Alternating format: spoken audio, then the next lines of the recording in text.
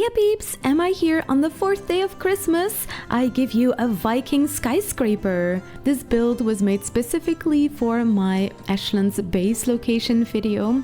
So yeah, I wanted it to be a place with lots of flame metal around, and I think in general this is a good strategy when you're going to the Ashlands.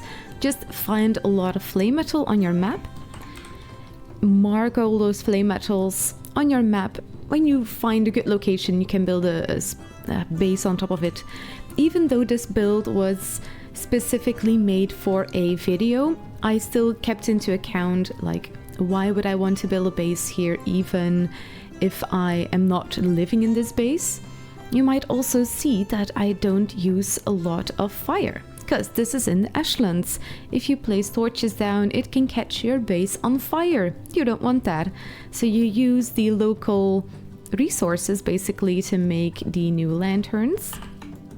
Lava lantern, so cute. Oh my goodness. And you also use like other ways. I like to use these skulls from the Galder table. The Galder table has a beautiful set of candles that give this purplish pink hue. I love to decorate with those as well as with the mist torches. They don't give a lot of light, but it's a very nice bluish color, and I think blue works very well with the reddish color of the Ashlands. I like to give my builds a story, and in this one you can see all the potions on the ground. You can see the jacuzzi that I placed here is not for use, it's more for your rested bonus, because it does give you 2 points when it is turned on. It seems to turn off sometimes because I don't have a good ventilation chute, but yeah, I thought let's decorate it a little bit so it sort of makes sense to have the jacuzzi here.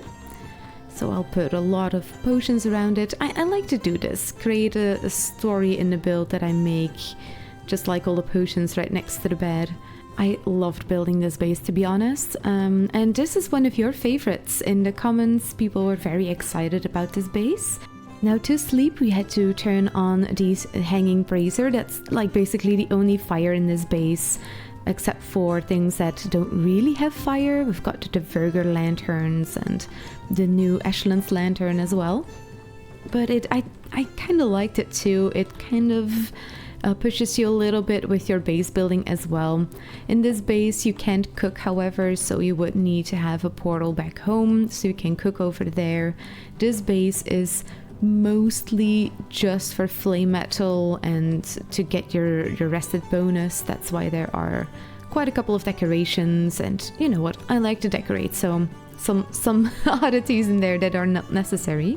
But let's go to the basement, let's go to the lower section. I kind of didn't even mention this yet, but this build was made on top of a Morgan cave. If you go downstairs, oh, there we go. You can see that we are on top of a Morgan cave. And I thought this was a pretty cool base design idea to work on top of something that is indestructible, because in the Ashlands you have the lava blob. This base honestly just feels very safe. When I was making recordings during my base location video as well, I was standing in this platform and a lava blob came by, and you saw him try to jump up on the base, and he was just not able to get to me. He didn't even blow up, he didn't even come close enough. I was standing there AFK in free fly mode, flying around, and he was not able to get to me, which I thought was pretty cool. This base actually feels very safe, and all of that, while it is relatively open, it is relatively easy to get to as well. It has everything that you need to farm flame metal. It is close to a whole bunch of very important locations that you should explore in the Ashlands. And the most difficult part about it is to get a good foundation in at the bottom and not die in the lava, because that was finicky. You want to make sure that you place some extra foundations at the bottom so you can't accidentally fall down. Oh, there he is. Oh my goodness. Valkyrie is so far away, but you can see the shadow. That's not frightening at all. Oh my goodness. But so yeah, this build has 3 layers. To get from this bottom layer to the upstairs, you need to use a portal.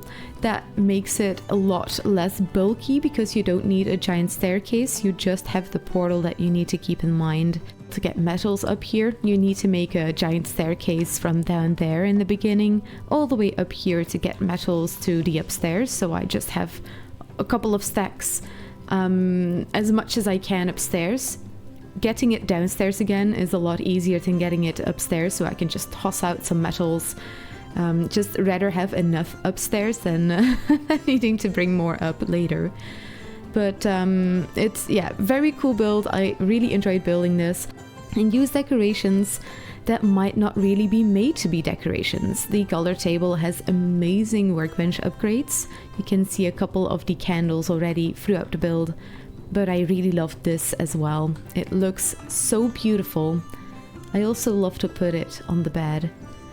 But yeah, if you can make a bed, don't make this one. Make the bigger bed, the mountain dragon bed, because that one gives you 2 rested bonus points. This is a small bed and it only gives you 1.